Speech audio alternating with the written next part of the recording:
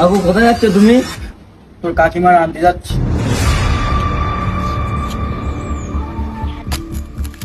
এই শোন,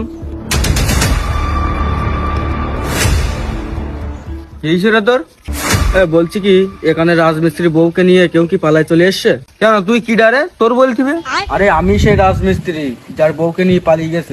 আরে কপাল পোড়া মাল, তুই সরাসরি বলতে পারছিস না যে তোর বউ লোকেনে চলে গেছে? এই তুই জানিস আমি কিরা? আমি চেন্নাইয়ের রাজমিস্ত্রি, তুই আমার সাথে তর্ক করছিস? তোমার তো সাহস তো কর না, তুমি আমার সামনে তুমি আমার স্বামীকে মারছো। তুমি এই কালো জামের জন্য এই রসমালাইকে ছেড়ে দিয়েছো? ওর ঘরটা দেখেছো একবার? বর্ষাকালে শুয়ে থাকলে টপ টপ করে জল পড়বে তোমার গায়ে। যে নিজের ঘর ঠিক করতে পারে না, সে তোমার মনের আশা কি করে পূর্ণ করবে?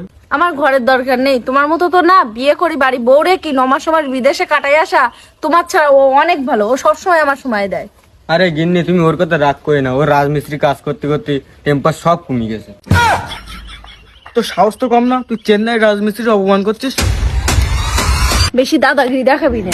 এই শোন, এমন রেপ কেসে ফাঁসিয়ে দেবো না, সারা জীবন জেলে পচে মরবি। কি হলো?